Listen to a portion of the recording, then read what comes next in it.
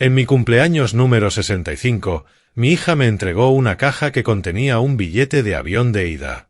«Que tengas un buen vuelo», dijo, mientras su esposo simplemente se reía. Me fui sin decir una palabra. Ellos no tenían idea de que 2 meses antes yo había heredado $30 millones y que, en solo una semana, ocurriría algo que seguramente lamentarían. Antes de continuar, por favor, suscríbete al canal, dale like al vídeo y cuéntanos en los comentarios desde dónde nos escuchas. Miré mi teléfono por 15ª vez esa noche. Sin mensajes nuevos. El brillo de la pantalla iluminaba los 3 lugares que había dispuesto en mi mesa del comedor. Cada uno colocado con la precisión que aprendí en más de 30 años enseñando, cubiertos a exactamente 1 pulgada del borde del plato, servilletas de tela dobladas en triángulos perfectos. En el centro, una tarta de manzana se enfriaba, llenando mi pequeño apartamento en Sarasota con olor a canela y recuerdos. El reloj sobre el fregadero sonaba más fuerte de lo que debería. Cada segundo se sentía deliberado. Burlón. Esa mañana me había despertado con algo parecido a la ilusión. 65 años hoy. Un hito, como Georgiana lo había llamado 3 semanas antes, cuando hicimos estos planes. Me había vestido con mi mejor ropa casual, los pantalones azul marino, la camisa blanca perfectamente planchada, y conduje al supermercado mientras el sol de Florida aún era suave. La cajera, una joven de ojos amables, sonrió mientras pasaba mis artículos. ¿Ocasión especial? Vaya, esto sí que es un banquete. Es mi cumpleaños, toqué el pequeño pin en mi solapa. Mi hija viene a cenar. ¡Qué maravilla! 65. Sí, es un hito, respondió mientras me entregaba el recibo con una calidez genuina. Pues feliz cumpleaños. Tienes suerte de tener un padre que cocina. Llevé esas palabras conmigo como un regalo. Soy yo el afortunado, pensé. La tarde transcurrió en un ritual agradable. Saqué la tarjeta con la receta de Catherine, la que había escrito con su letra pulcra 20 años antes de que el cáncer se la llevara. Mis dedos recorrieron su caligrafía, las manzanas favoritas de Morton, Granny Smith, nunca Red Delicious. Seguí cada instrucción al pie de la letra. Mientras la tarta se horneaba, envolví los regalos que había comprado 3 meses atrás, 2 relojes de marcas de lujo, casi $800 de mi pensión de maestro. Valió la pena, pensé. Valdrá cada centavo solo por ver la cara de Georgiana iluminarse, por ver incluso a Elmer mostrar algo parecido a gratitud. Escribí las tarjetas con cuidado. Para Georgiana, que cada momento cuente. Con cariño, papá. Para Elmer, tiempo para nuevos comienzos. Morton. A las 4 de la tarde envié mi primer mensaje, con ganas de verte esta noche. Sin respuesta. A las 5:30 lo intenté de nuevo. La cena estará lista alrededor de las 7. Manejen con cuidado. Nada. A las 7:15 llamé. Su voz en el buzón sonaba lejana, grabada meses atrás. Has llamado a Georgiana. Deja tu mensaje y te responderé. Manteniendo mi voz firme, casual, dije, hola, cariño. Soy papá. Solo llamo para saber si todo está bien. La cena estará lista cuando llegues, sin prisa. Sé que estás ocupada. El bip me cortó. Avísame cuando vengas. Te quiero. Dejé el teléfono boca arriba junto a mi plato intacto. Solo llegará un poco tarde, susurré a la habitación vacía. Para las 9, la comida ya estaba fría. Seguí allí sentado, mirando la puerta, escuchando si su coche entraba al estacionamiento. Los regalos envueltos parecían burlarse de mí desde la mesa lateral. Los acomodé 2 veces, como si el lugar perfecto pudiera convocarla. A las 11:47, mi teléfono finalmente vibró. Mi mano salió disparada. Lo tomé. Leí el mensaje 3 veces. Perdón, no pudimos ir. Pasamos mañana. Sin explicación. Sin una disculpa real. Solo esas 8 palabras, escritas con la misma indiferencia con la que se cancela una cita con el dentista. Escribí una respuesta. Estuve esperando todo el día. ¿Qué pasó? La borré. Escribí otra. Está todo bien. También la borré. Al final solo dejé el mensaje en visto. El silencio que vino después no era como el de antes. Este tenía peso. Textura. Este cambiaba las cosas. Me levanté lentamente y caminé hacia la tarta con sus 65 velas sin encender. Había pensado encenderlas cuando ella llegara, cantarme feliz cumpleaños en broma para hacerla reír. En cambio, las quité una por una, dejándolas caer en el basurero. La inversión del ritual se sintió significativa, aunque aún no podía explicar por qué. Luego guardé todo. Puse la comida en recipientes, doblé las servilletas, limpié superficies que no necesitaban limpieza. Entonces tomé la fotografía vieja de mi estantería. Tendrá 10 años, quizá más. Los tres en la playa de siesta aquí, los brazos de Georgiana rodeándonos a Catherine y a mí, todos sonriendo a la cámara. El sol se ponía detrás, tiñéndolo todo de dorado. La sostuve bajo la lámpara, estudiando la cara de mi hija. ¿Dónde había quedado esa niña? La que me rogaba hacer esta tarta cada domingo. La que aparecía en mi salón de clases después de la escuela solo para caminar conmigo a casa. La que lloró en mis brazos cuando su madre murió y susurró, «No me dejes tú también, papi». ¿Qué nos había pasado? O quizá la pregunta era otra, fría y clara, ¿qué le había pasado a ella? Dejé la foto sobre la mesa, boca abajo. No podía seguir mirándola. Mi oficina en casa no era más que un armario convertido, un escritorio, un archivador y una estantería con los libros que enseñé durante 3 décadas. Abrí el cajón del escritorio con la llave de mi llavero, aparté antiguos libros de calificaciones y premios de enseñanza y saqué el sobre Manila. Documentos de la herencia. Patrimonio de William Watkins, decía la etiqueta en la letra impresa del abogado. No lo había abierto en los 2 meses desde que llegó. No hizo falta. Me sabía el contenido de memoria. 30 millones de dólares del negocio maderero de mi tío William, dejados a mí por ser el último Watkins varón. El testamento era claro. Los abogados, insistentes. El dinero era legal y completamente mío. Planeaba contárselo a Georgiana al día siguiente. Había practicado las palabras, «Cariño, tenemos que hablar de algo importante. Tu tío abuelo William falleció y dejó, bueno, me dejó, pero en realidad es para los dos, algo sustancial. Pensaba darle la mitad. Mi única hija. Mi todo». Llevé el sobre hasta mi sillón y me senté en la oscuridad, sintiendo su peso en mis piernas. 30 millones de dólares, dije a la habitación vacía. 2 meses con esta noticia. Iba a contártelo mañana, compartirlo contigo. El reloj marcaba los segundos. El refrigerador zumbaba. Iba a darte la mitad. Mi única hija. Mi todo. Pero mientras sostenía ese sobre, algo cambió. Una comprensión se instaló en mis huesos como agua fría. Ya no me ves como tu padre. Me ves como, ¿qué? ¿Una carga? ¿Un estorbo? Mis manos se tensaron sobre el sobre. Entonces quizá ha llegado el momento de que aprendas lo que realmente perdiste. Lo coloqué en la mesa de centro, con ambas palmas encima, y me quedé mirando hacia la nada hasta que amaneció. La luz de la mañana me despertó. Seguía en el sillón, vestido, con el cuello rígido. El sobre de la herencia había caído al suelo. Lo recogí, alisé los bordes y lo volví a poner en la mesa. Cada articulación protestó al ponerme de pie. 65 años anunciándose de golpe. El apartamento estaba tal como lo había dejado, los regalos envueltos en la mesa lateral.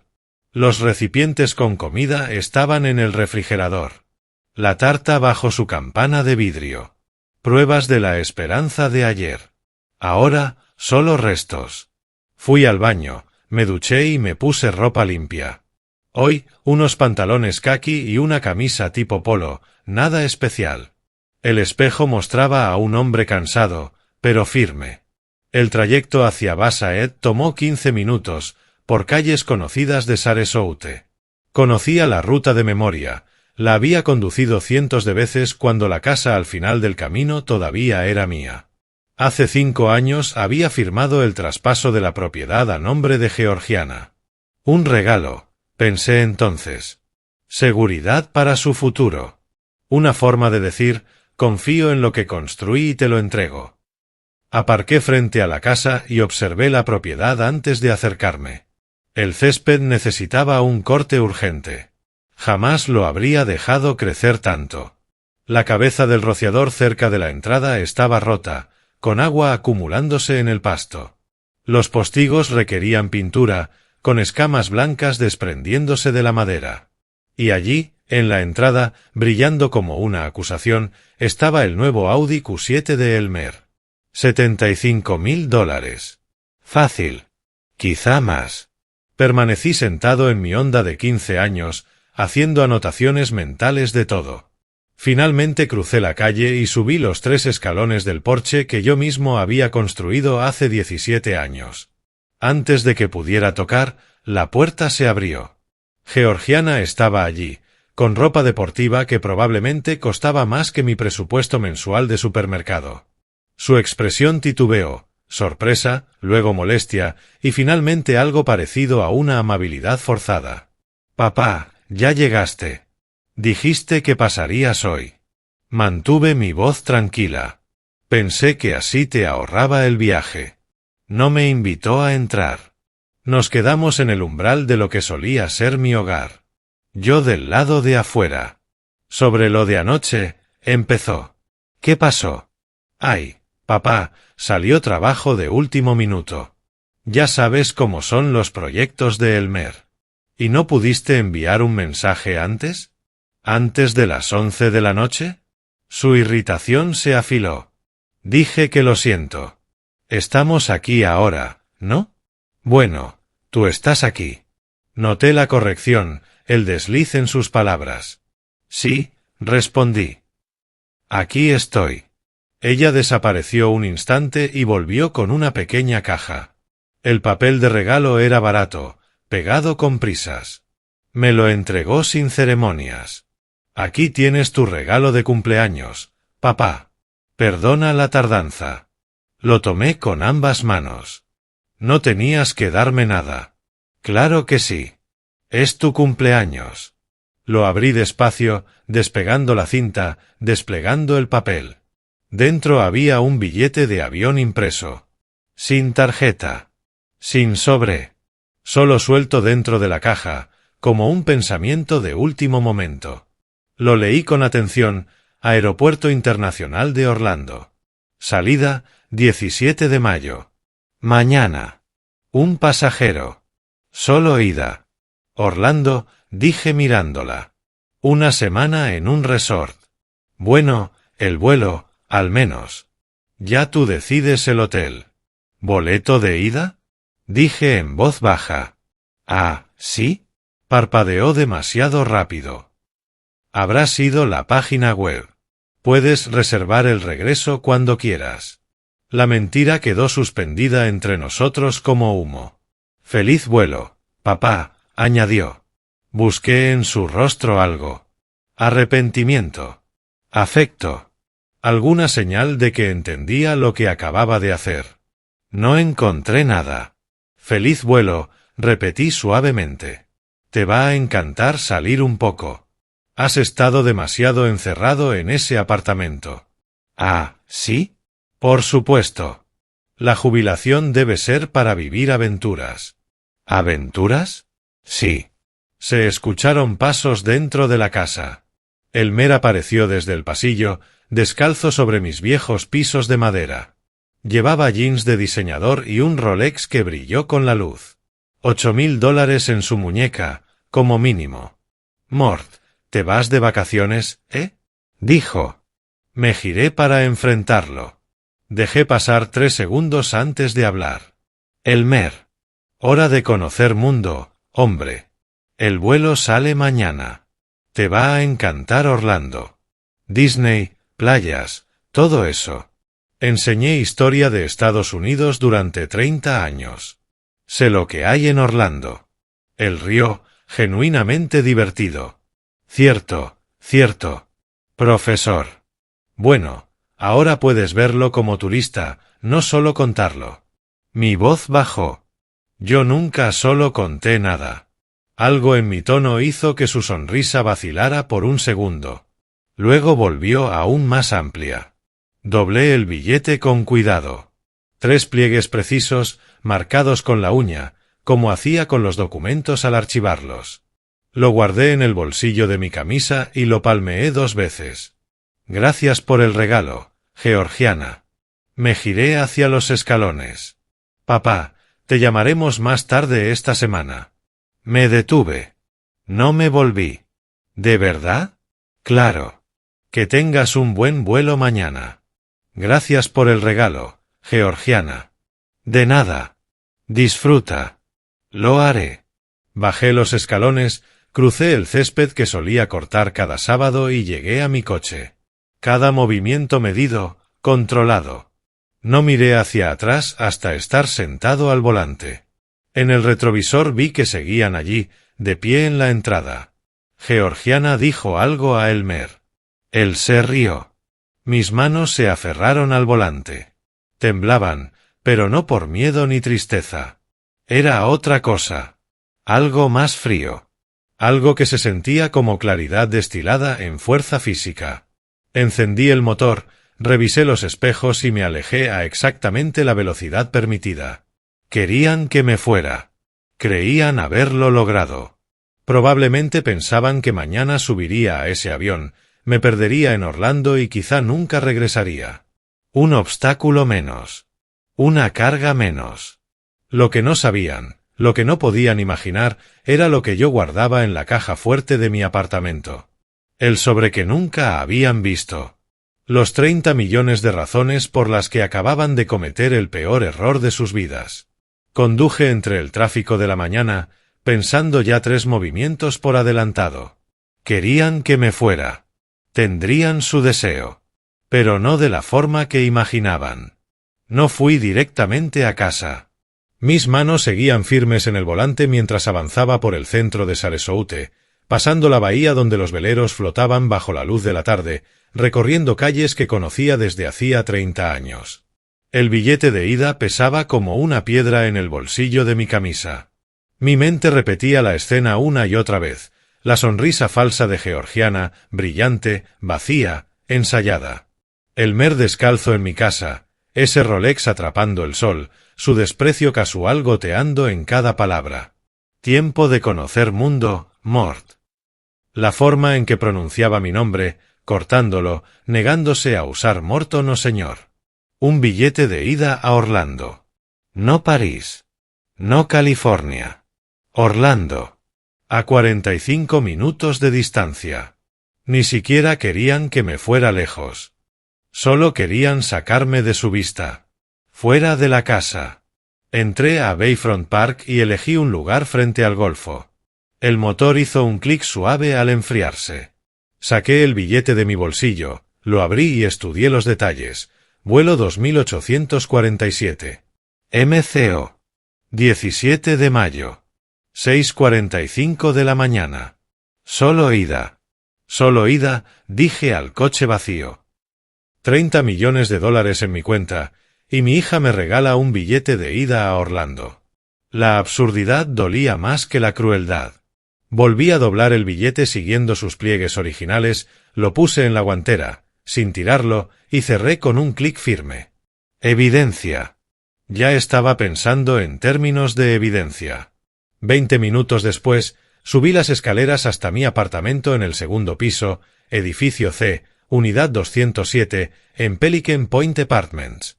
1.100 al mes por un apartamento de una habitación que había elegido por estar cerca de Georgiana, cerca de la familia. La cercanía ahora se sentía como un error. Abrí la puerta, dejé mis llaves en el pequeño cuenco junto a la entrada, costumbre de maestro, todo en su lugar, y caminé hacia la cocina. El apartamento estaba exactamente como lo había dejado, limpio, ordenado, temporal. Incluso después de 5 años, nunca me había sentido totalmente instalado. Una parte de mí siempre había esperado ser bienvenido de vuelta a la casa familiar para cenas, para fiestas, para esas tardes perezosas de domingo. Esa expectativa ahora se sentía ingenua. Preparé café con precisión mecánica, molí los granos, tueste medio de Sarasota Coffee Company, medí 8 onzas de agua, ajusté el temporizador de la prensa francesa a 4 minutos. Mientras esperaba, me quedé de pie junto a la ventana de la cocina, mirando el estacionamiento sin realmente verlo. «Feliz vuelo, papá». Su voz se repetía en mi cabeza. Cuando sonó el temporizador, vertí el café en mi taza favorita, la que Georgiana me había regalado hace 15 años, el mejor papá del mundo, impreso en letras ya desgastadas. Llevé la taza a mi pequeña oficina. La segunda habitación tenía estanterías del piso al techo, textos de historia de Estados Unidos, biografías presidenciales, mis antiguas notas de clase encuadernadas en archivadores de 3 anillos. En el closet, detrás de los abrigos de invierno que conservaba pese al clima de Florida, estaba mi caja fuerte e ignífuga. Me arrodillé. La rodilla derecha crujió ligeramente. Mis dedos encontraron el dial de la combinación, a la derecha hasta 07, a la izquierda pasando el 07 hasta 15. Derecha hasta 42. La fecha de nacimiento de Catherine. El mecanismo hizo clic. Me detuve un momento antes de abrirla, una mano en la manija, respirando con deliberación. Dentro, todo estaba ordenado, el anillo de compromiso de Catherine en su caja de terciopelo, el reloj de bolsillo de mi padre, mi certificado de nacimiento y debajo de todo, protegido y en espera, el sobremanila marcado herencia de William J. Watkins. Confidencial. Lo levanté con ambas manos y lo llevé a la mesa de la cocina. El sello del sobre ya había sido abierto 2 meses atrás, cuando lo recibí por primera vez. Extendí el contenido con cuidado, la carta del abogado en el centro, los estados bancarios a la izquierda, los documentos fiscales a la derecha, los papeles de transferencia legal abajo. Un mapa visual de mi nueva realidad. Me puse las gafas de lectura y comencé a revisar documentos que ya me sabía de memoria. Estimado señor Watkins, es mi deber informarle que usted es el único beneficiario de la herencia de su tío William J. Watkins. Dejé la carta. Único beneficiario.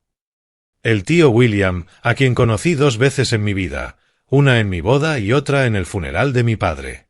Tomé el estado bancario de Fidelity. El número estaba allí, innegable, $30.874.512. Él me deja 30 millones, y yo planeaba darle la mitad a Georgiana. Mi voz sonó extraña en el silencio del apartamento. 15 millones. ¿Para qué? ¿Para qué comprara una casa más grande desde donde echarme? Una risa escapó de mí. Corta. Áspera. Sin humor. Enseñé ética durante 3 décadas. Hablé sobre la justicia, la responsabilidad. Y mi propia hija. Me detuve. Esto no se trataba de lo que ella se había convertido. Se trataba de lo que yo iba a hacer al respecto. Saqué un bloc legal amarillo, del mismo tipo que usé para planificar clases durante 30 años, y escribí en la parte superior, proyecto. Ningún otro nombre. Solo esa palabra. Debajo, comencé a enumerar puntos. Punto 1, murmuré mientras el bolígrafo se deslizaba, sus deudas. ¿Cuánto? ¿Con quién? Lo escribí y añadí subpuntos, tarjetas de crédito, préstamos del coche, estado de la hipoteca, porque necesitaban dinero urgentemente. Punto 2, la casa. ¿Cuáles son mis derechos legales? Sí, les había entregado la propiedad, pero conservé algo llamado derecho de usufructo vitalicio. ¿Qué significaba legalmente? ¿Podían forzarme a salir? ¿Podían vender sin mi consentimiento? Más notas. Más preguntas. Punto 3, línea de tiempo. ¿Cuándo decidieron deshacerse de mí? Antes de mi cumpleaños, meses atrás. El billete no había sido un insulto espontáneo. Había sido comprado con anticipación, envuelto y presentado con crueldad deliberada. Mi escritura seguía firme, controlada, la misma que usé en pizarras durante 3 décadas. Subrayé todo 2 veces. Debajo de la lista numerada añadí una nota final. Planeaban esto. Averiguar cuándo. El bolígrafo golpeó 2 veces el papel. Punto final. Decisión tomada. Me recosté, estudiando el bloc legal, los documentos, la evidencia de una riqueza que ellos no sabían que existía. El dolor de ayer seguía allí, pero se había transformado en algo más frío, más afilado, más útil. Querían que me fuera. Tendrían su deseo. Pero antes, aprenderían exactamente cuánto costaba. Durante las siguientes 2 semanas, me convertí en un detective. Mi mesa de cocina se transformó en un centro de mando. Impresiones de páginas legales, notas sobre agencias de investigación privada, listas de preguntas escritas con mi caligrafía habitual. Llamé a 6 agencias distintas haciendo preguntas detalladas sobre capacidades, legalidad, confidencialidad. 5 quedaron descartadas, ya fuera por falta de profesionalismo, por ser demasiado costosas o por algo en sus voces que sugería atajos peligrosos. La 6ª fue Pinkerton, licenciada, minuciosa, discreta.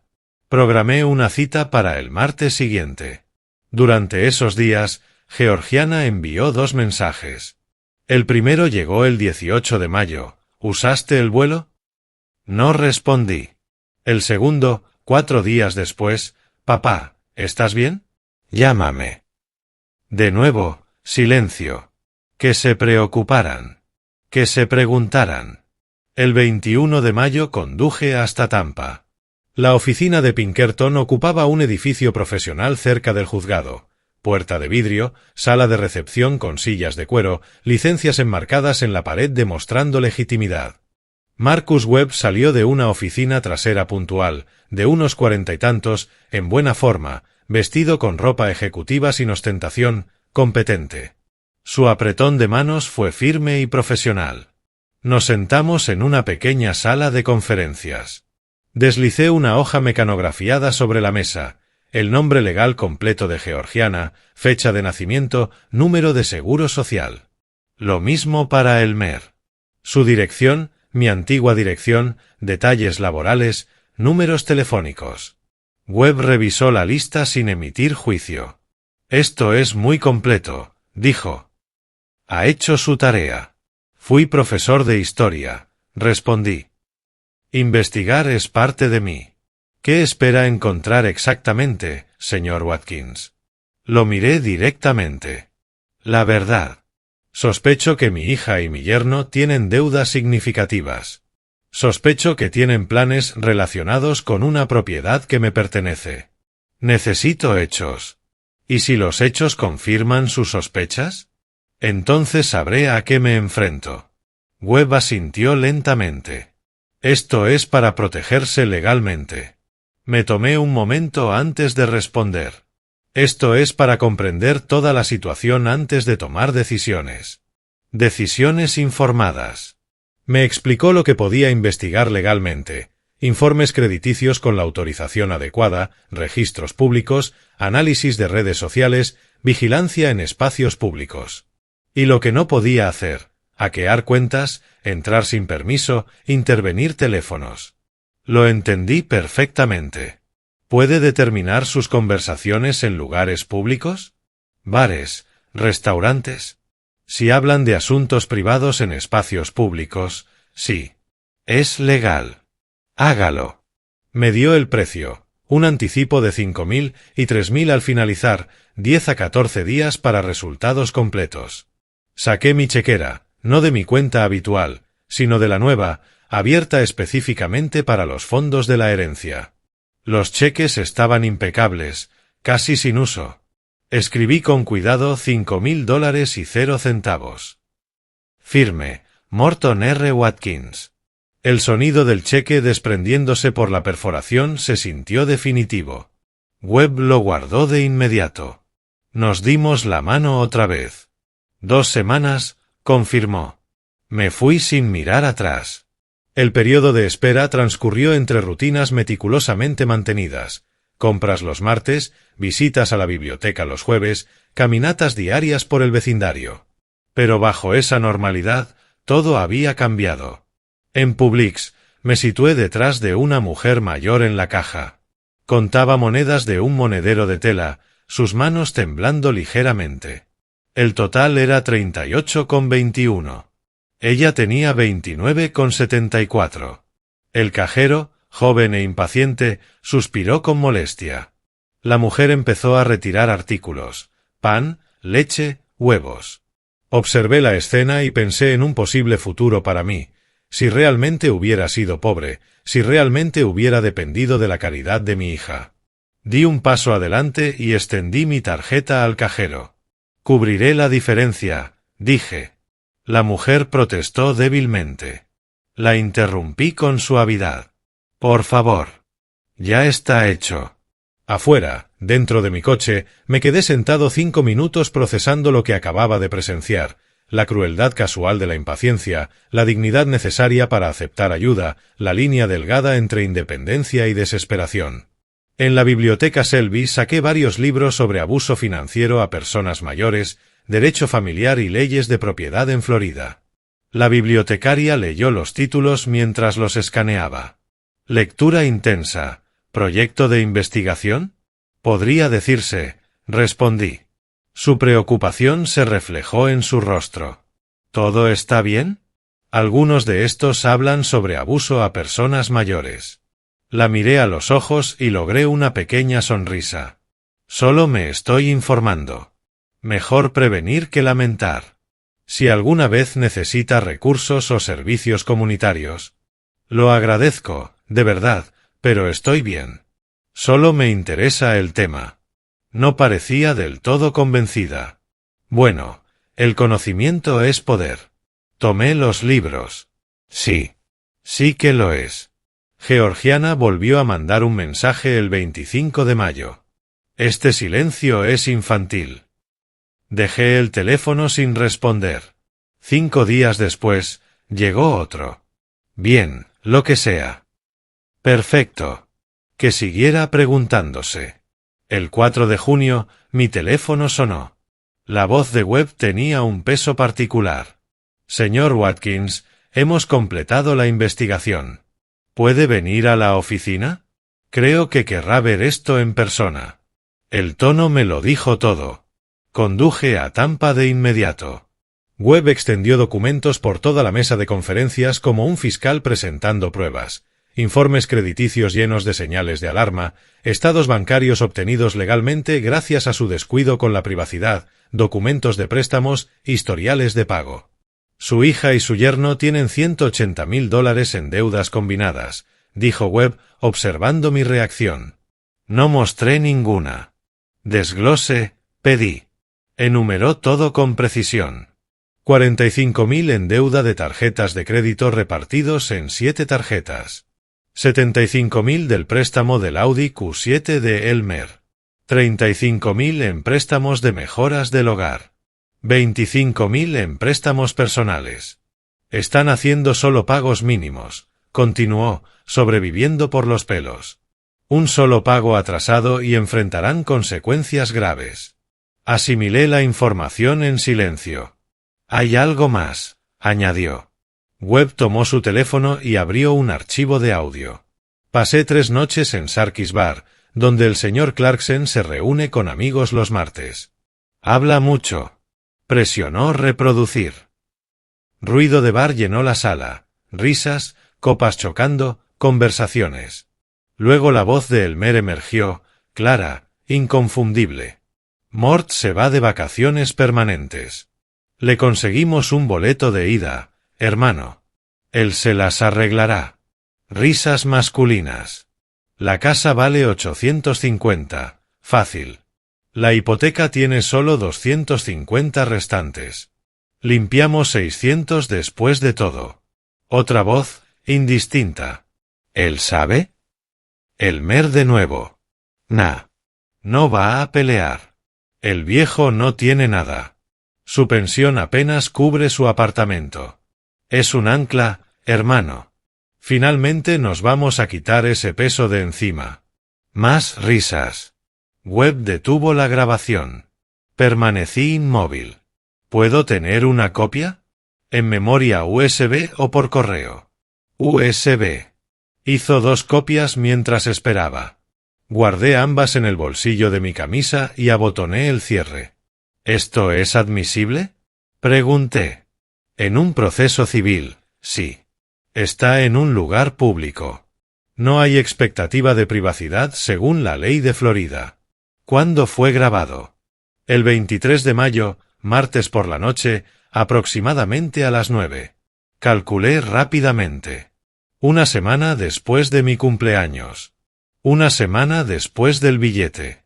¿Quiere mi opinión profesional?, preguntó Webb. Levanté la mirada. Por favor. Han estado planeando esto desde hace tiempo. No fue una decisión repentina. El billete fue el primer paso. ¿Y el segundo paso? Webb escogió sus palabras con cuidado. Por sus conversaciones, por la presión financiera, por su línea de tiempo, diría que esperan que usted deje la ciudad y luego presentarían documentos para vender la propiedad. Alegarían abandono, pérdida del derecho de usufructo vitalicio. Me levanté, recogí el dossier, las memorias USB, toda la evidencia de traición convertida en papel y archivos digitales. Gracias, señor Webb. Ha sido muy minucioso. Saqué mi chequera y escribí el pago final, $3,000. En la puerta, Webb habló de nuevo. ¿Qué va a hacer? Me volví para mirarlo directamente. Asegurarme de que nunca lleguen al paso 2. En mi coche, antes de encender el motor, me permití un solo momento. Puse ambas manos en el volante y cerré los ojos. Cuando los abrí, cualquier duda restante había desaparecido. No solo me habían herido. Habían planeado borrarme. La grabación seguía repitiéndose en mi mente. Quitar ese ancla de nuestras espaldas. ¿Ancla? 30 millones en mi cuenta. Y el esposo de mi hija me llamaba ancla. Arranqué el coche y conduje de vuelta a Sarasota con absoluta claridad. Querían liberarse de su carga. La tendrían, pero no como imaginaban. La mañana después de recibir el informe de Webb, me senté en mi mesa de cocina a las 7:55, observando el reloj. El dossier del detective estaba desplegado ante mí como evidencia en un juicio. A las 8 en punto, marqué. Stanford y Asociados, Derecho de Propiedad. ¿En qué puedo ayudarle?, dijo la recepcionista, profesional y eficiente. Necesito consultar al señor Stanford sobre derechos de usufructo vitalicio y posible revocación de un regalo.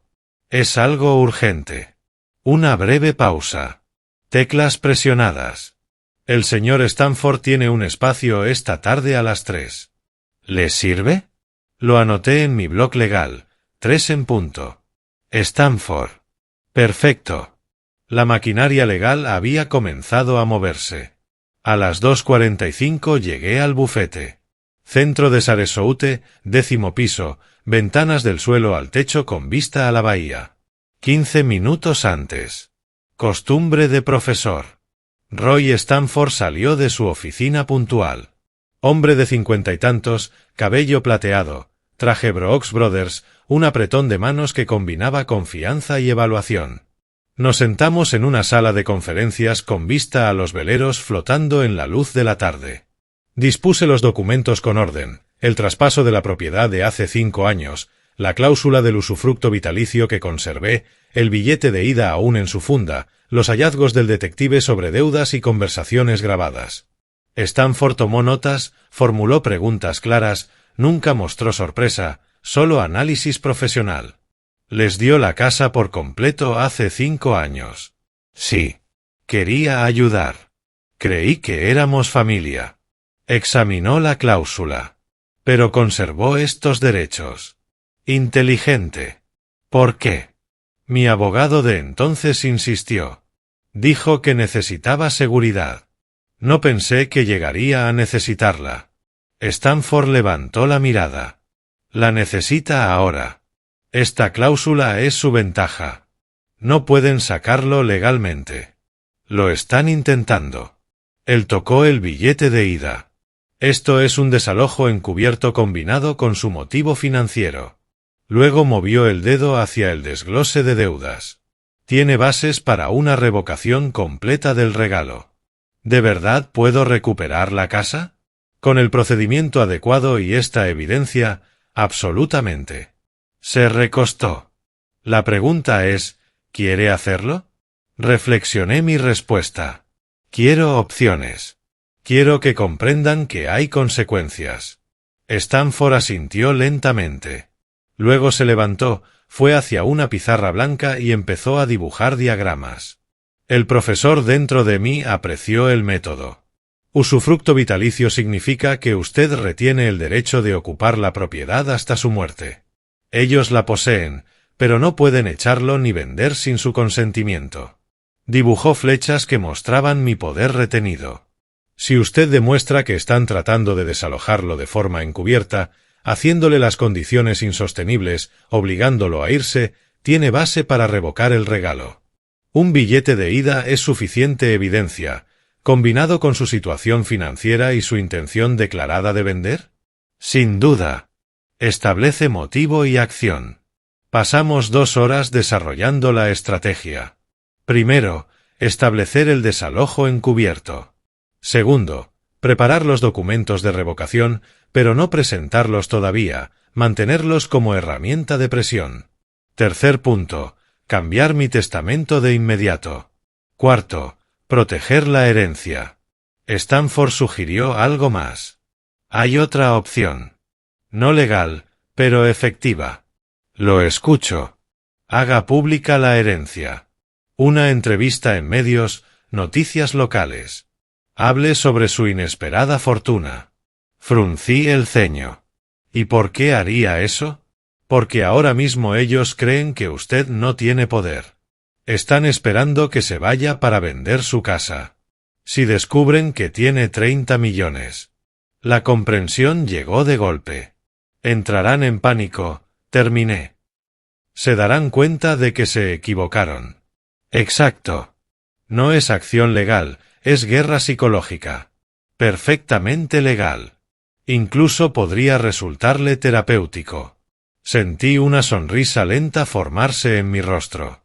Ellos lo verían en televisión. Lo verían. Y su reacción le dirá todo lo que necesita saber sobre sus verdaderas motivaciones. Las siguientes 3 semanas se convirtieron en una serie cuidadosamente planificada de acciones legales. Una semana después, me reuní con Emily Chen, la especialista en herencias de Stanford. Joven, eficiente, de mirada penetrante. Su testamento actual deja todo a su hija, Georgiana. ¿Desea cambiarlo?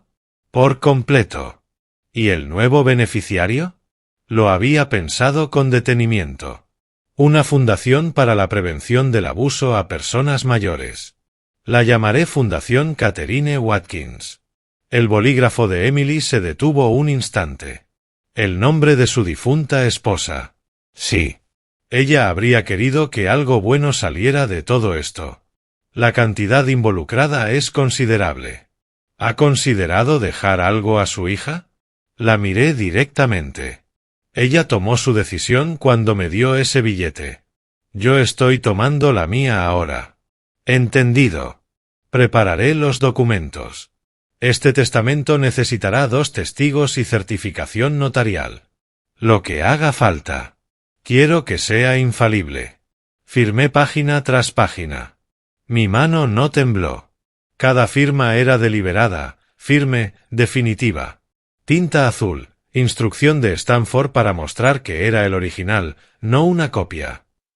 La notaria, Margaret Russo, observó mientras firmaba los documentos más importantes y luego aplicó su sello con una precisión satisfactoria.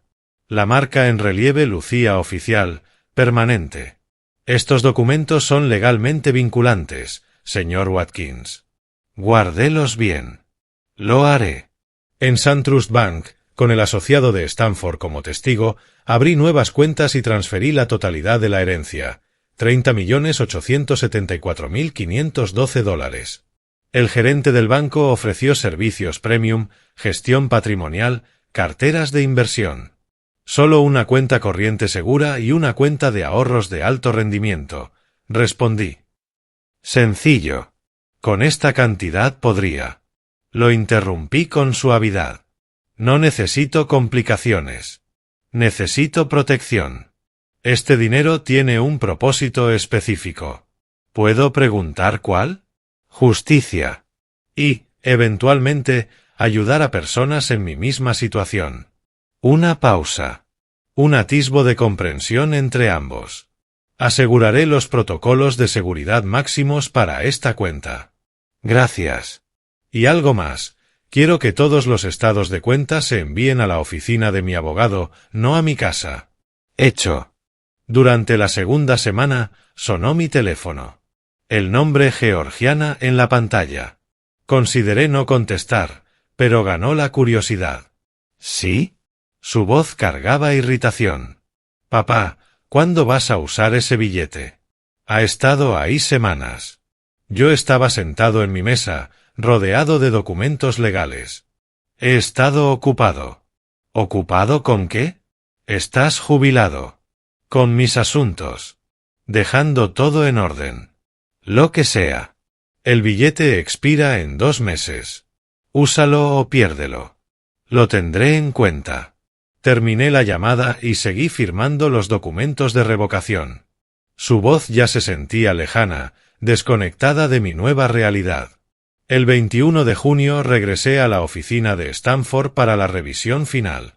Extendió los documentos en la mesa como un general exhibiendo planes de batalla. Papeles de revocación redactados, notarizados, listos para ser presentados. Nuevo testamento ejecutado y sellado. Confirmaciones de transferencia bancaria. Compilación de evidencia organizada e indexada.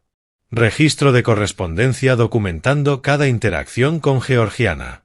Stanford apoyó su mano sobre la pila. Esto representa protección legal total y múltiples opciones estratégicas.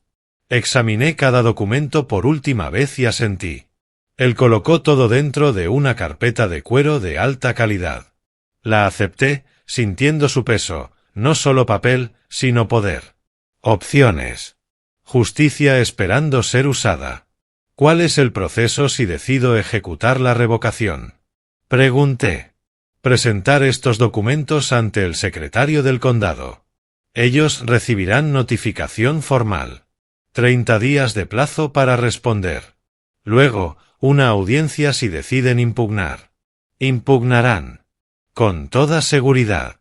Por eso la evidencia es crucial. Sus deudas, el billete, las conversaciones grabadas.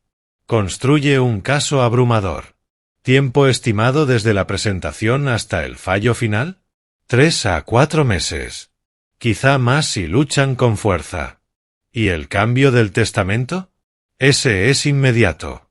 Desde que lo firmó. Si algo le ocurriera mañana, todo iría a la fundación. Me puse de pie, ajustando mi chaqueta. Bien. Gracias, Roy. Usted me ha dado lo que necesitaba. Él también se levantó y estrechó mi mano. La capacidad de responder adecuadamente. Tomé la carpeta de cuero. Pensaron que no tenía poder. Ahora sí lo tengo.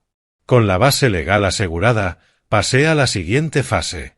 Stanford la había llamado guerra psicológica. Yo la llamé distribución de información.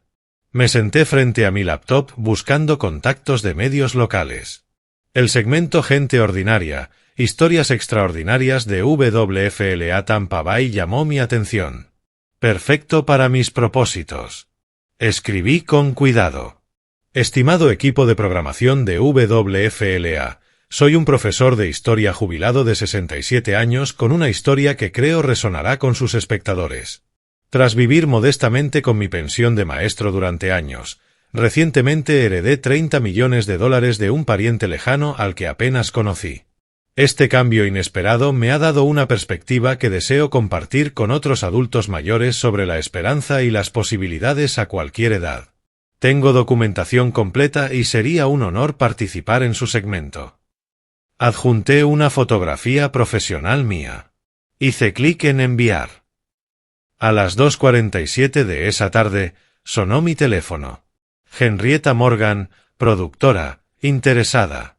¿Podíamos reunirnos mañana? Nos reunimos en Perk Coffee Bar. Ella llegó exactamente a la hora. 40 y tantos, calidez profesional, tableta en mano. Pagué nuestros cafés y conté mi historia. 3 décadas enseñando, una vida sencilla con mi pensión, el tío William en Boston, solo 2 encuentros con él en mi vida, la llamada del abogado en marzo, la cifra abrumadora, la incredulidad. Cuénteme el momento en que lo supo. ¿Dónde estaba? En mi coche. El abogado llamó, pidió que fuera a su oficina en Tampa sin explicar el motivo. ¿Condujo sin saber por qué? Asumí que era para arreglar asuntos de mi tío William. Tal vez algún recuerdo familiar, unas fotos. ¿Y cuándo se lo dijo? Me detuve un instante, dejando que afloraran emociones reales. Deslizó el estado bancario sobre su escritorio. Miré el número, luego a él, luego al número otra vez. Le dije, esto no puede ser correcto. ¿Y qué respondió? Es muy correcto, señor Watkins. Felicidades. ¿Y usted qué sintió? No me sentí felicitado. Me sentí aterrado. Ella se inclinó hacia adelante. Aterrado es una palabra interesante. 30 millones cambian todo. Responsabilidades, relaciones, riesgos. No es solo dinero. Es un peso. Ella tomó notas, asintiendo. ¿Qué espera que los espectadores aprendan de su historia? Que la vida puede sorprenderte. A los 67 pensé que mi historia ya estaba escrita. Maestro, jubilado, viviendo con lo justo, y luego esto. Y ahora tengo la oportunidad de ayudar a otros, de crear oportunidades que antes no existían. Mencionó una fundación. Sí. Enfocada en educación y apoyo para quienes enfrentan obstáculos. ¿Podemos hablar de su familia en la entrevista? ¿Hijos? Hice una pausa calculada. Tengo una hija, pero prefiero mantener el enfoque en el mensaje general. Esperanza, posibilidades, servicio. Por supuesto. Lo que usted considere adecuado. Gracias. Esta historia no se trata de mi vida personal. Se trata de inspirar. Programamos la grabación para el 5 de junio. Una semana después. Esa noche revisé mi registro de conferencias. Asociación Histórica Americana, Conferencia Regional del Noroeste del Pacífico, del 10 al 13 de junio, en Vancouver. Me había inscrito en enero, cuando la vida era distinta. Ahora servía a otro propósito. Reservé mi vuelo. Alaska Airlines, directo Sarasota, Vancouver, salida la mañana del 10 de junio. Reservé habitación en el Fairmont, Vancouver. Imprimí mi itinerario. La conferencia era real. El viaje legítimo. El momento, perfecto. La entrevista se emitiría el 11 de junio por la tarde, hora de Florida, a las 6 en punto, 3 en punto hora del Pacífico. Yo estaría instalado en mi hotel, viéndola en línea, completamente fuera de su alcance salvo por el teléfono, y ese lo controlaría yo. Llegó el 5 de junio. El equipo de WFLA llegó a mi apartamento, Henrietta, un camarógrafo llamado Travis y una técnica de sonido llamada Lisa. Tardaron 20 minutos en instalarlo todo, luces, micrófonos, ángulos de cámara. Henrietta me colocó en mi sillón, con las fotos familiares visibles detrás. Las había acomodado ayer, a propósito. Morton, usted enseñó historia de Estados Unidos durante 3 décadas. ¿Lo prepararon esos años para esto de alguna manera inesperada? Enseñé sobre personas que enfrentaron situaciones imposibles, depresión económica, guerras, cambios sociales profundos. Ellos se adaptaron. Encontraron propósito. ¿Y usted está encontrando el suyo ahora? Lo intento. A mi edad uno entiende que el tiempo es precioso. Esta herencia no es solo dinero. Es una oportunidad de marcar una diferencia. ¿Qué le diría a otros adultos mayores que estén viendo esto y quizás estén teniendo dificultades económicas? Miré directamente a la cámara. No se rindan. La vida tiene capítulos que aún no hemos leído. Viví modestamente durante años. Pensé que ese era el final de mi historia. Y entonces todo cambió. Su cambio quizá no sea una herencia, pero siempre hay posibilidad. Ese es un mensaje poderoso. Es la verdad. Enseñé historia. Sé que las personas son resilientes, sorprendentes, capaces de transformarse a cualquier edad. Mostré mis documentos, estados bancarios con los números de cuenta redactados profesionalmente, papeles de la herencia con el sello notarial visible, todo legítimo, protegido, controlado. La grabación duró 90 minutos. Al terminar, Henrietta sonrió. Esto saldrá al aire el martes por la tarde, 11 de junio. Le enviaremos el enlace. Voy a estar de viaje, pero lo veré en línea. Los siguientes 5 días pasaron en preparación cuidadosa. Empaqué para Vancouver. Planeé asistir realmente a algunas sesiones del Congreso para mantener normalidad, pero también configuré notificaciones en mi teléfono, marqué el enlace del directo de WFLA, descargué su aplicación y lo probé todo. El 10 de junio, muy temprano, conduje al aeropuerto de Sarasota-Bradenton. Facturé mi maleta, pasé seguridad. En la puerta de embarque envié un mensaje a Stanford. Viajando según lo acordado. La entrevista se emite mañana en la tarde. Vigilaremos de forma remota. Su respuesta fue rápida. Entendido. Atento. Si ellos se comunican conmigo, escribí, no responderé de inmediato. Que procesen la información. Que entren en pánico. Psicológicamente correcto. Aunque, como su abogado, debo recordarle que no tiene obligación de responder jamás. Lo sé, pero lo haré eventualmente, según mis términos, en mi tiempo. Avíseme cuando esté listo. Los documentos de revocación están preparados. Gracias por todo, Roy. Abordé el vuelo a 7:14, encontré mi asiento junto a la ventana y vi Florida desaparecer debajo. Mañana, todo cambiaría. Hoy, solo era un profesor jubilado viajando a un congreso académico. Llegué al Fairmont Vancouver esa tarde. Habitación 1847, piso 18, vista a la ciudad. Desempaqué con eficiencia, coloqué mi laptop en el escritorio frente a la ventana, probé el wifi del hotel, señal fuerte. Confirmé que el directo de WFLA funcionaba. Ajusté el volumen. Puse mi teléfono junto al portátil, conectado al cargador. Abrí el contacto de Georgiana. No para llamarla. Para tenerlo ahí. Listo para recibir su inevitable pánico. En el registro del Congreso me encontré con el profesor Williams, un colega de hace años. Morton, no esperaba verte por aquí. ¿Cómo te trata la jubilación? Mejor de lo que pensaba, en realidad. Me mantengo ocupado. Sigo escribiendo. No académicamente, pero trabajando en algunos proyectos personales. Bien por ti. Muchos jubilados pierden propósito. Tú pareces revitalizado. Esbocé una sonrisa leve. Encontré un nuevo propósito recientemente.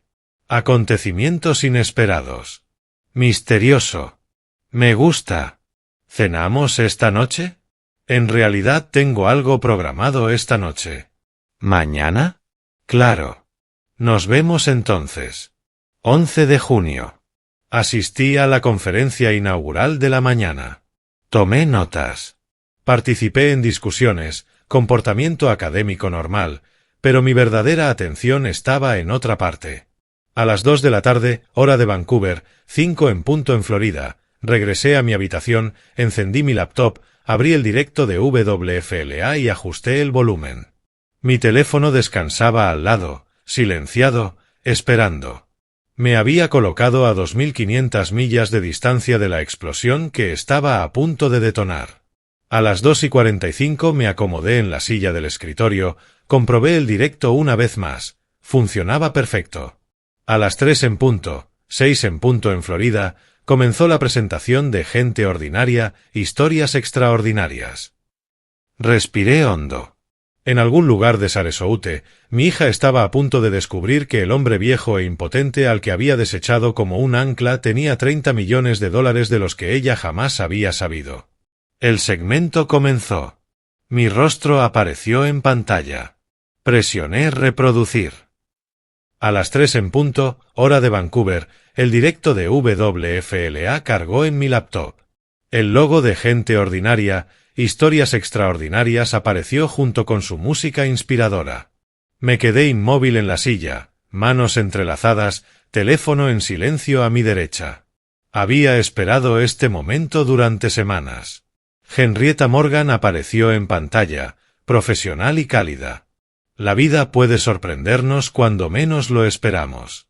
La historia de esta noche trata de segundas oportunidades y bendiciones inesperadas. Corte a mi rostro, mi apartamento de fondo. Me observé comenzar a contar mi historia, viéndome como Georgiana lo vería, su padre, al que había tratado como una carga pobre, hablando con calma sobre millones de dólares. Morton, ¿cuándo se enteró de la herencia? El 15 de marzo. Un abogado de Boston llamó. Mi tío William había fallecido. Y no eran cercanos. Nos vimos 2 veces en mi vida, una en mi boda, otra en el funeral de mi padre. Pero nunca se olvidó de mí. 6 minutos después, Henrietta formuló la pregunta clave. ¿Y el monto de la herencia? En pantalla, hice una pausa. Había calculado ese silencio con precisión al grabar. Luego dije, en voz baja, $30.874.512. La cámara mantuvo el enfoque en mi rostro, mostrando incredulidad genuina. Luego cortó a los documentos bancarios. Los números eran claros, incluso con las redacciones. Una cantidad que cambiaría la vida de cualquiera, continuó Henrietta, especialmente de alguien que vivía con una pensión de maestro.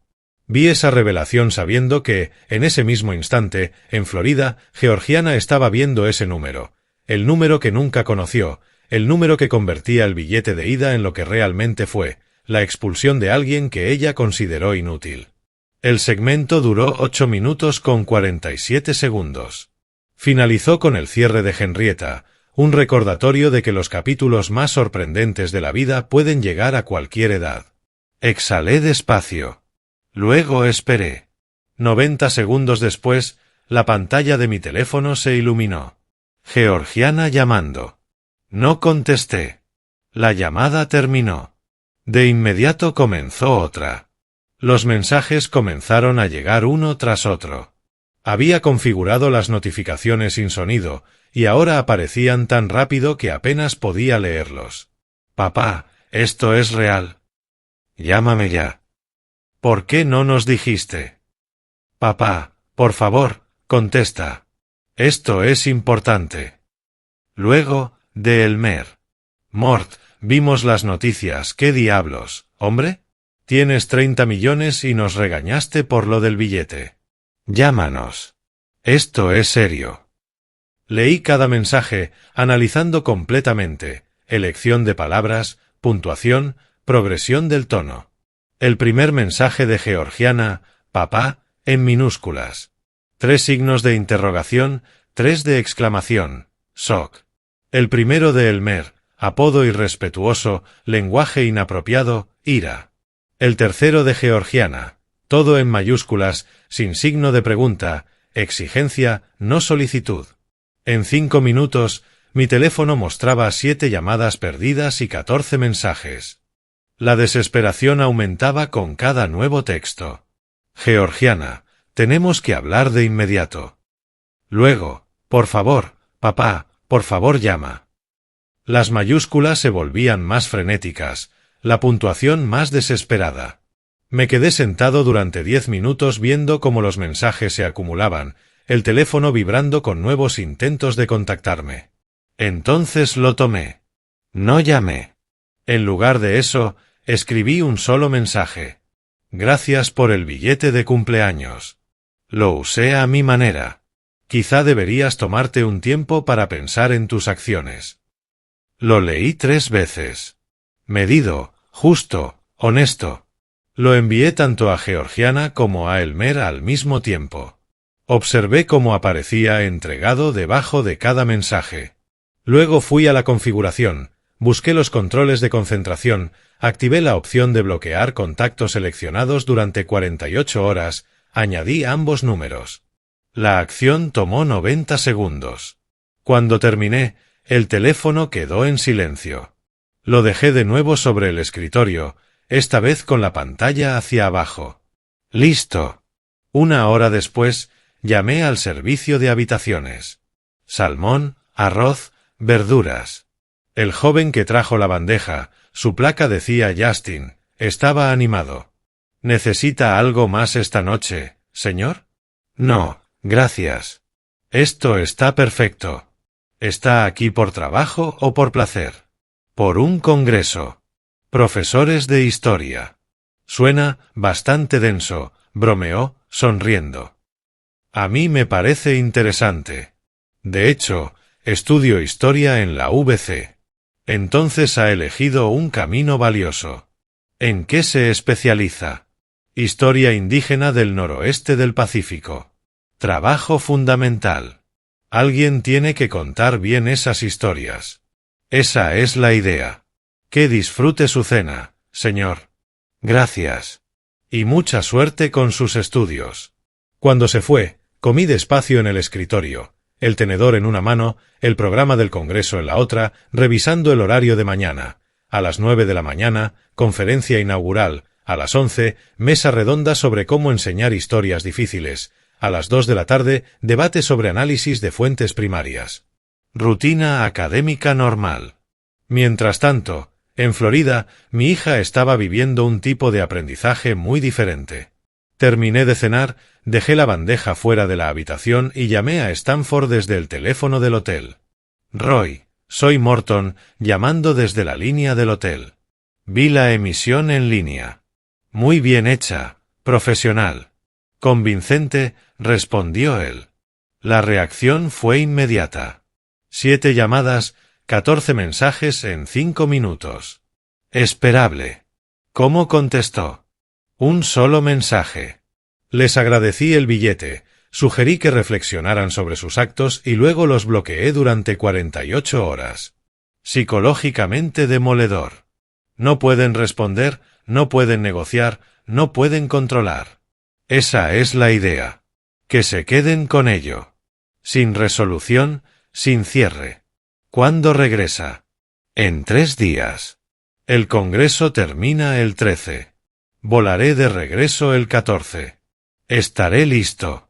Es probable que también hayan intentado contactarme a mí. No responda todavía. Deje que se revuelvan. Entendido. Disfrute Vancouver. Se ha ganado algo de paz. Tras colgar, me quedé de pie junto a la ventana del hotel. Cristal del suelo al techo, piso 18, una vista panorámica del paisaje urbano de Vancouver al anochecer. Sostuve mi taza de café y observé cómo se encendían las luces en los edificios de la ciudad. Estaba físicamente en Canadá, pero mentalmente calculando lo que ocurría a 2500 millas al sur. Georgiana caminando de un lado a otro en su casa, mi antigua casa. Elmer probablemente bebiendo. Los dos desesperados por localizarme, incapaces de hacerlo. La distancia se sentía adecuada. El espacio geográfico empezaba a coincidir con el espacio emocional. Permanecí en la ventana unos 20 minutos, bebiendo café de vez en cuando, pero sobre todo existiendo en la calma posterior a la explosión que había provocado. Mi reflejo en el cristal mostraba a un hombre en paz con sus decisiones. Mañana asistiría a ponencias sobre historia constitucional. Esa noche, en Florida, mi hija aprendía lo que pasa cuando tratas a la familia como basura desechable. Tomé otro sorbo. Las luces de la ciudad se difuminaron en el reflejo del cristal. Fase 1, completada. Más tarde supe lo que ocurrió mientras yo miraba las luces de Vancouver. 12 de junio, 7 de la mañana.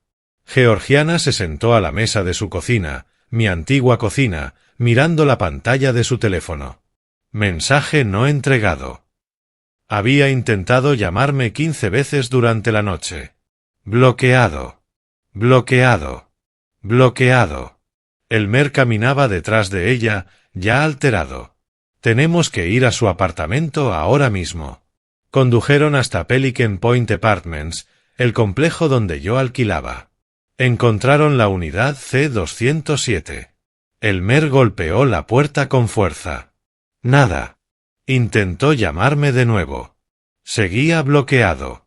En la puerta de al lado, la señora Patterson salió del C205, curiosa y preocupada. ¿Puedo ayudarlos? Georgiana forzó una sonrisa. Buscamos a Morton Watkins. Soy su hija. El rostro de la señora Patterson se suavizó. Oh, qué bien. Morton habló de usted. Está fuera, en un congreso esta semana. En Canadá. Vancouver, creo. Una reunión de profesores de historia. La sonrisa de Georgiana se quebró un poco. Vancouver. Internacional. Intencionalmente fuera de alcance. Usted debe ser georgiana, continuó la señora Patterson. Morton me enseñó fotos. Era solo una niña en ellas. Eso fue hace mucho tiempo, respondió Georgiana con la voz tensa. ¿Sabe cuándo volverá? Dijo que en más o menos una semana. Se fue el lunes. Parecía muy contento con el viaje. Elmer interrumpió. ¿Mencionó algo más? ¿Alguna noticia financiera? La señora Patterson frunció el ceño, confundida. ¿Noticias financieras? No conmigo. Nosotros hablamos sobre todo de libros. Es un hombre tan considerado. Esa palabra, considerado, hizo que Georgiana se estremeciera. Gracias por su ayuda. Mientras se alejaban, la señora Patterson alzó la voz. ¿Quiere que le diga que vino a verlo? Georgiana se detuvo. No, está bien. Lo llamaremos. De vuelta en la casa, desesperados, buscaron en Internet. Inheritance Laboratory Sarasota, abogado de herencias en Sarasota. Jeffrey Brennan. Consulta de urgencia disponible. $400. Esa tarde se sentaron en su modesta oficina en el centro de la ciudad. Mi padre heredó 30 millones hace 2 meses, explicó Georgiana de golpe. Nos lo contó por televisión. Somos su única familia. ¿Qué derechos tenemos? La expresión de Brennan no cambió. Había escuchado historias más extrañas. ¿Figura usted como beneficiaria en sus cuentas bancarias? No lo sé. En su testamento, quizá. Antes sí lo era, hace años. Antes no sirve. Lo que importa es el testamento actual. Explicó la ley de Florida con calma. La herencia es propiedad separada. Los hijos adultos no tienen derecho automático. La ley de Florida es clara. Los hijos adultos no tienen derecho sobre los bienes de los padres mientras éstos vivan. Pero soy su única hija, su única familia, insistió Georgiana. La relación emocional no crea obligación legal. Si fuera usted menor y dependiente, sería distinto, pero tiene 38 años, está casada, trabaja. Elmer se inclinó hacia adelante. Entonces, ¿él puede quedarse con todo, no compartir nada? Es su dinero. Puede hacer lo que quiera, donarlo todo a una organización benéfica, gastarlo en coches. Legalmente, es su elección. ¿Y si muere? Preguntó Georgiana en voz baja. Entonces ustedes heredan, solo si están en su testamento. Y los testamentos pueden cambiarse en cualquier momento. La comprensión se dibujó en el rostro de Georgiana. No sé si sigo siendo beneficiaria. Entonces no tiene garantías. Lo siento. Son $400. De camino a casa, Georgiana tuvo una revelación. La casa. Todavía tenemos la casa. Nos la dio hace 5 años. Está a nuestro nombre. Elmer se animó de golpe. La casa vale $850,000. La vendemos, saldamos las deudas y estamos bien.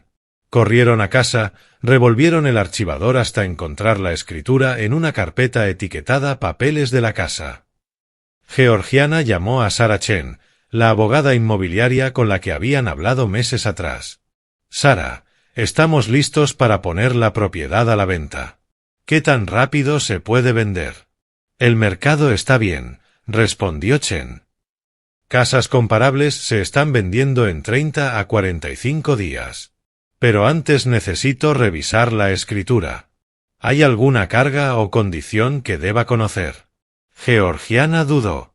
Mi padre, cuando nos transfirió la casa, se guardó algo llamado derecho de usufructo vitalicio. Se escuchó una inhalación brusca al otro lado de la línea. Tienen un titular de usufructo vitalicio. ¿Sigue con vida? Sí. Entonces no pueden vender sin su consentimiento por escrito. El usufructo vitalicio prevalece sobre su titularidad a efectos de venta. Pero la casa está a nuestro nombre. Es nuestra. Es suya, condicionada a su derecho vitalicio. Piense en ello así. Ustedes tienen una caja fuerte, pero él tiene la única llave. ¿Podemos comprar su derecho de usufructo vitalicio? Solo si él acepta venderlo. Y según las tasas del mercado, un usufructo vitalicio sobre una propiedad de $850.000 para un hombre de 67 años probablemente valga un mínimo de $300.000. ¿Pueden pagar eso? Georgiana pensó en sus deudas. No. Entonces necesitan su cooperación. Sin ella, esa casa no puede venderse hasta que él ya no esté vivo. Y no está hablando con nosotros. Entonces tienen un problema.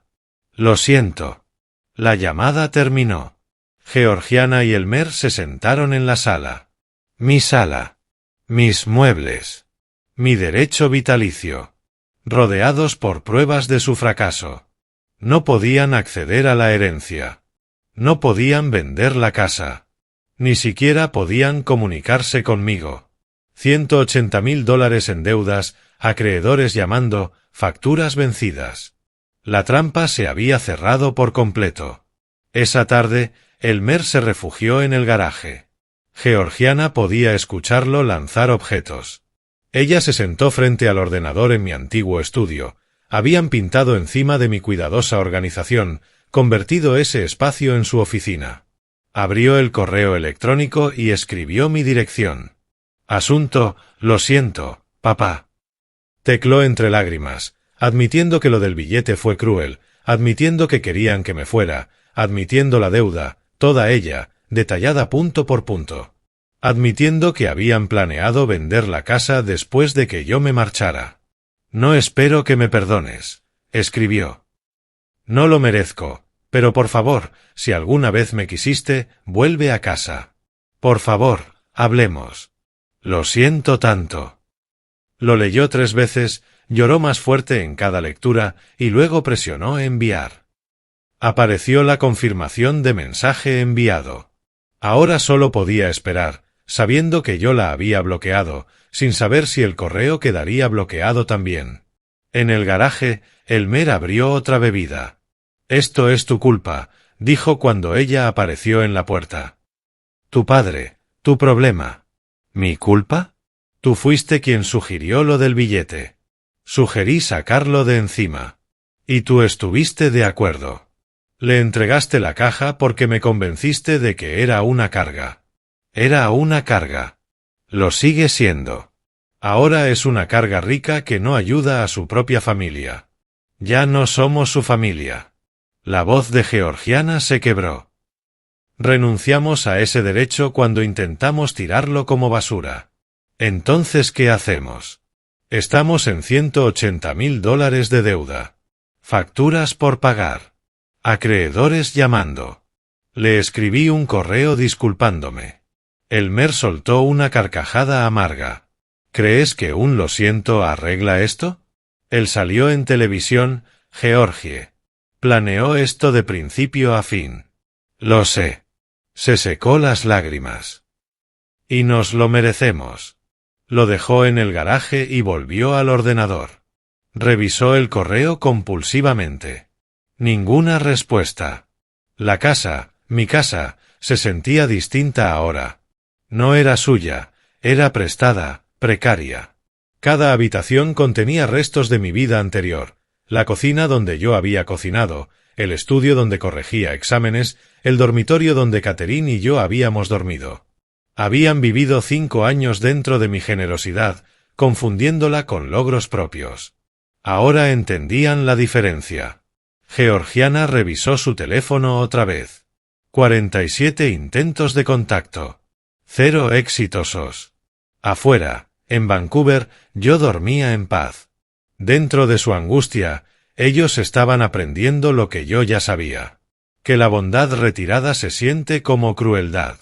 Que los regalos pueden tener condiciones. Que la familia se gana, no se asume. Y que 30 millones de dólares lo cambian todo, especialmente cuando no tienes acceso a ellos. Aterricé en el aeropuerto Sarasota Bradenton el 21 de junio, arrastrando mi única maleta por la terminal familiar. La conferencia de Vancouver había sido productiva. Sesiones académicas, contactos profesionales, actividades normales de profesor, pero mi mente había estado en Florida. El 13 de junio, cuando expiró el bloqueo de 48 horas, desbloqueé sus números. Llegaron 47 mensajes nuevos. Leí cada uno, desde la ira hasta la desesperación, desde la súplica hasta el pánico. El correo de Georgiana había llegado el 12 de junio. Lo había leído 5 veces en mi habitación del hotel y luego se lo envié a Stanford mediante correo seguro. Papá, lo siento mucho. Estábamos equivocados. Lo que hicimos fue cruel e insensible. Había admitido todo, la deuda, $180,000, detallada, el plan para vender la casa, el billete destinado a deshacerse de mí, incluso las conversaciones de Elmer en el bar, aunque no sabía que yo las había grabado. No espero que me perdones. No lo merezco. Pero por favor, si alguna vez me quisiste, vuelve a casa. Por favor, hablemos.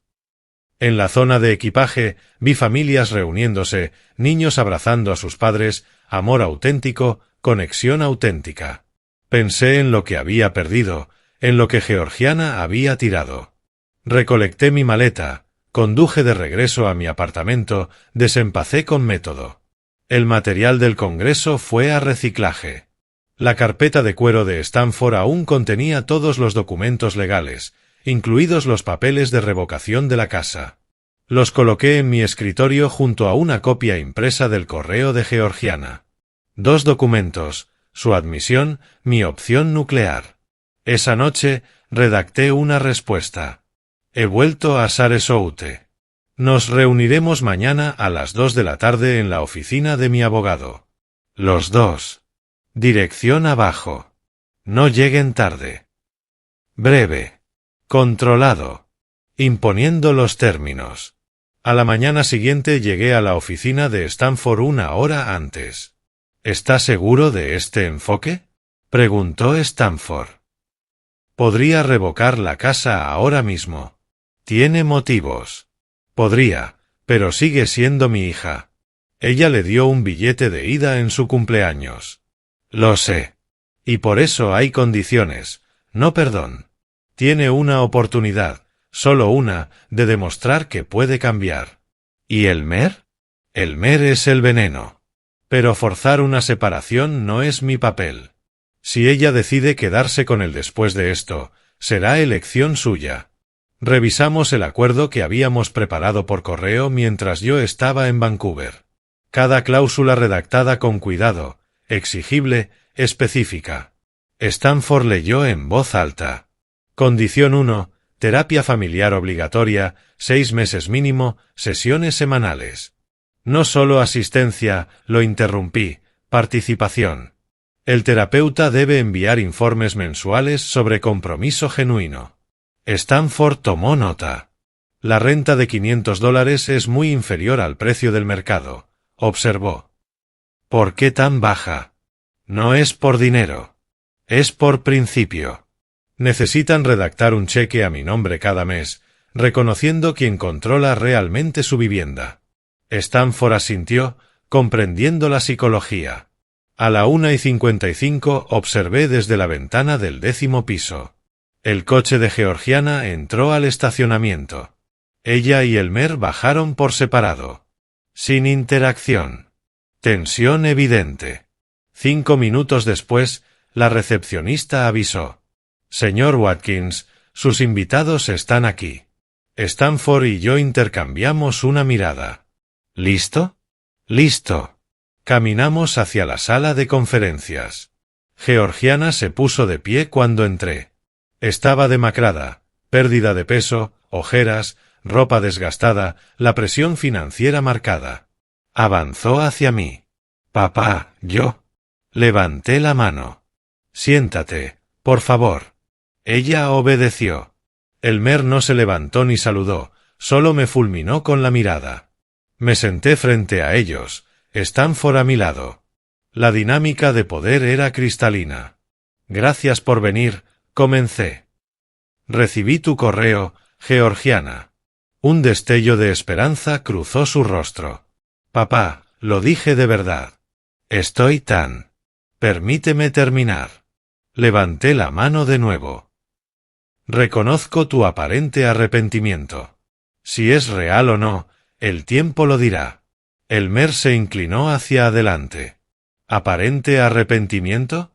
Ha estado llorando durante 2 semanas. Lo ignoré, manteniendo la mirada fija en Georgiana. Las acciones tienen consecuencias. Ambos tomaron decisiones. Ahora abordaremos esas decisiones. Lo que quieras, susurró Georgiana. Lo que sea. Solo, por favor. Estoy dispuesto a ofrecer un camino hacia adelante, pero requiere compromiso, honestidad y responsabilidad. ¿Eres capaz de eso? Sí. Absolutamente. Finalmente miré a Elmer. Los dos. ¿Qué tipo de camino? Preguntó tras una pausa tensa. Deslicé el acuerdo por la mesa pulida. Se detuvo justo entre ellos. Léanlo. Tómense su tiempo. Pregunten lo que necesiten. Georgiana lo tomó con las manos temblorosas. Elmer cruzó los brazos, negándose a tocar el documento. Esperé, paciente, sin expresión. Condición 1, dije en voz baja. Terapia familiar durante 6 meses como mínimo, con sesiones semanales. Yo pagaré. Ustedes asistirán y participarán con honestidad. Sí, exhaló Georgiana. Por supuesto. Condición 2, Elmer. Encontrarás un empleo de tiempo completo en un plazo de 30 días y lo mantendrás durante 1 año como mínimo. No es negociable. Estabilidad, responsabilidad, contribución. Su mandíbula se tensó. He estado buscando trabajo. Entonces tienes 30 días para conseguirlo. Condición 3. Me pagarán $500 mensuales de alquiler por la casa. Elmer se levantó de golpe. ¿Alquiler por nuestra propia casa? Mi voz se mantuvo estable. Mi casa, que yo les permito ocupar. El alquiler reconoce esa realidad. Georgiana lo jaló de vuelta hacia el asiento. Lo pagaremos. Lo pagaremos, dijo con urgencia. Continué con los demás términos. Prueba mensual de empleo, informes de participación en terapia, cumplimiento de buena fe con todas las condiciones. Después de 1 año, si cumplen todo, revisaré su situación financiera y consideraré ayudarlos con sus deudas. Tal vez. Elmer escupió la palabra. ¿Eso es todo lo que obtenemos? ¿Un tal vez? Un tal vez basado en un cambio genuino, no en actuaciones. Esto es humillante, golpeó la mesa. Nos trata como niños. Mi voz descendió a un tono helado. Los niños no son responsables de sus actos. Ustedes son adultos que tomaron decisiones adultas. Yo les di un hogar. Ustedes me dieron un billete de ida en mi cumpleaños número 65 para deshacerse de mí y vender mi casa. Eso no es. Tengo grabaciones tuyas en un bar, Elmer, diciéndoles a tus amigos que el viejo se irá pronto y que resolverán sus problemas con la venta de la casa. Silencio. Su rostro perdió todo color. Así que no finjan que fue amabilidad. Fue un descarte calculado. Esto, señalé el documento, es responsabilidad. Stanford deslizó 2 documentos hacia ellos. Documento 1, acuerdo de condiciones. Lo firman. Cumplen. Tienen un camino. Documento 2, notificación de revocación del regalo. Si se niegan, lo presentamos hoy mismo. En 30 días están en tribunales. En 90, desalojados. Georgiana tomó el documento de inmediato. Elmer le sujetó la muñeca. No firmes nada todavía. Discutieron en susurros hirientes, ella desesperada, él furioso. Finalmente, ella se liberó y firmó. 3 páginas. Georgiana Watkins Clarkson, en una caligrafía temblorosa. Elmer miró la firma, luego mi rostro, sin expresión, y a Stanford, paciente como siempre. Firmó, Elmer J. Clarkson. Trazos agresivos que casi rasgaron el papel. Stanford actuó como testigo, fechó los documentos, hizo copias. Me puse de pie, abotoné mi chaqueta y recogí mi copia, colocándola bajo el brazo. La información de la terapia se enviará esta noche. La primera sesión es el 29 de junio, a las 10 de la mañana. No lleguen tarde. Miré a Elmer. Las solicitudes de empleo empiezan el lunes. Tienes 30 días. En la puerta me detuve. Esta es su oportunidad. No la desperdicien. Salí, Stanford detrás de mí. Tras nosotros quedaron el llanto silencioso de Georgiana y la respiración furiosa de Elmer. Dejamos la puerta abierta. Que se quedaran contemplando sus decisiones. 2 meses después, a finales de agosto, estaba revisando los informes mensuales en mi mesa de cocina. Resumen de terapia de la doctora Rebecca S. del mes de julio. Asistencias, 4 sesiones. Georgiana demuestra compromiso genuino, explorando dinámicas familiares y responsabilidad personal. Elmer asiste, pero participa mínimamente, suele desviar los temas. Verificación de empleo de Coastal Logistics, Elmer Clarkson, jefe de almacén. Contratado el 28 de junio. Estado actual, activo. Registros bancarios, 2 depósitos de $500, 15 de julio y 15 de agosto, ambos etiquetados como alquiler G. Watkins Clarkson. Cumplimiento superficial, pero algo no encajaba. Demasiado suave. Demasiado cooperativo. Para alguien que había ofrecido tanta resistencia al principio. Llamé a Stanford.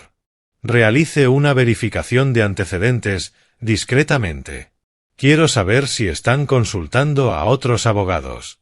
2 días después, me llamó. Elmer se reunió 3 veces este mes con Bradley Collins, un especialista en litigios patrimoniales del Estado. Absorbí la información sin moverme. ¿El tema? Impugnar su testamento. Está preguntando por reclamaciones de influencia indebida y capacidad disminuida por su edad. La ironía era obvia. Argumentar que yo era demasiado viejo y vulnerable mientras cumplían condiciones que yo mismo había impuesto. Collins le dijo que es un caso débil, con pocas posibilidades. Pero aún así tuvieron las consultas. Mientras Elmer asistía a terapia, trabajaba y pagaba el alquiler. Cumplimiento superficial, mientras planeaba anular mis decisiones. Exactamente, dije. ¿Qué quiere hacer? Presentar la revocación. Toda la evidencia hoy mismo. La audiencia llegó rápido. 28 de agosto. Tribunal del Condado de Sarasota. Llegué con Stanford llevando una caja de archivo con meses de pruebas, 4 meses de documentación detallada. Georgiana llegó acompañada de Jeffrey Brennan, el abogado que en junio les había dicho que no tenían derecho alguno sobre la herencia. Elmer apareció desafiante, con un traje comprado solo para la ocasión. La jueza Margaret Williams presidía. 50 y tantos, experimentada, tolerancia cero para tonterías. Revocación de donación basándose en desalojo constructivo y falta de buena fe, leyó. Señor Stanford, presente su evidencia. Durante 2 horas, Stanford construyó el caso con precisión quirúrgica. El informe del detective, la grabación del bar, con la voz de Elmer resonando por la sala. El viejo se irá de vacaciones permanentes. La casa vale 850 fácil. El billete de ida, aún en su funda de plástico, el correo de admisión de Georgiana, las consultas recientes con Collins. Cada pieza agregaba peso. Brennan llamó a Georgiana a testificar. ¿Ama usted a su padre? Ella rompió en llanto. Sí, sí lo amo. Cometí errores terribles, Pero lo amo. El contrainterrogatorio de Stamford fue una disección metódica.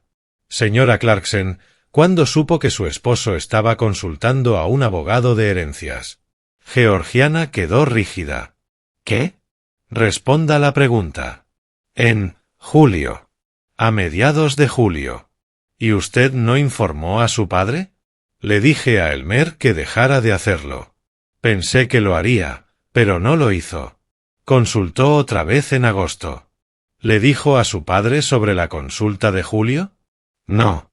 Así que, mientras su padre pagaba su terapia, aceptaba su alquiler y le daba una oportunidad para demostrar cambio, usted ocultaba información sobre los intentos de su esposo por socavar sus decisiones. Las lágrimas caían a chorros. No quería arruinar nuestra oportunidad. No quería enfrentar las consecuencias de permitir un mal comportamiento, corrigió Stamford. Nuevamente, silencio. La jueza Williams revisó toda la evidencia durante 30 minutos sin decir palabra. Luego levantó la vista. La donación original se hizo en el contexto de una relación familiar con expectativas razonables, respeto mutuo, buena fe, dignidad para el titular del usufructo vitalicio. Esas expectativas fueron violadas de manera sistemática. Brennan intentó interrumpir. Su señoría, mis clientes han estado cumpliendo. Cumplimiento superficial, lo cortó ella, mientras intentaban socavar las disposiciones testamentarias del donante. Eso no es buena fe. Revisó el expediente una vez más. La grabación del bar demuestra intención de desalojo constructivo. El billete de ida demuestra ejecución de esa intención. Las consultas recientes demuestran mala fe continua. Golpe de mazo. Revocación de la donación concedida. Los demandados tienen 30 días para desalojar. Costas judiciales a su cargo. Se levanta la sesión. Listo. Vendí la casa rápido. $850,000. Comprador al contado. Cierre a mediados de septiembre. Destiné todo el dinero a fundar la Fundación Catherine Watkins para la Dignidad y los Derechos de los Adultos Mayores, una organización sin ánimo de lucro en Florida dedicada a prevenir el abuso a personas mayores y apoyar a las víctimas. Su nombre haciendo el bien. Evitando que otros vivieran lo que yo viví. Para mí, compré una cabaña pequeña en Siesta Key. $425,000 de mi herencia. Modesta pero tranquila. Frente al mar. Mi propio espacio. Por fin. A finales de septiembre, conduje hacia la antigua casa por última vez. Un camión de mudanza en el camino de entrada, cajas alineando la acera, Georgiana sola. Elmer se había marchado 2 semanas antes. Su separación era inevitable. Ella vio mi coche, dejó de empacar y esperó en el porche. Caminé despacio hacia ella. Padre e hija, 2 personas que solían ser familia. Lo siento, dijo. Por todo. Sé que ya no importa, pero lo estoy. Asentí despacio. Creo que sientes que perdiste. No estoy tan seguro de que sientas lo que hiciste. Ella se estremeció. Quizá algún día entiendas la diferencia. Me detuve, escogiendo mis últimas palabras con cuidado. Te quise como a una hija, pero el amor sin respeto no es amor. Es solo obligación disfrazada de amor. ¿Volveré a verte alguna vez? No lo sé. Quizá cuando entiendas lo que perdiste, no solo lo que te costó. Me di vuelta y caminé hacia mi coche. En el retrovisor, la vi de pie en el porche de la casa que estaba perdiendo, comprendiendo finalmente lo que había tirado. Conduje hacia mi nueva cabaña, frente al mar, tranquila, en soledad. Los documentos de la fundación estaban sobre mi mesa. El legado de Catherine. Mi propósito. 30 millones no me compraron familia, pero me dieron justicia, dignidad y el poder de ayudar a otros. Había enseñado responsabilidad durante 30 años. Ahora la había vivido. El sol se puso sobre el Golfo de México, tiñéndolo todo de dorado. Serví una taza de café, me puse junto a la ventana y observé las olas, en paz.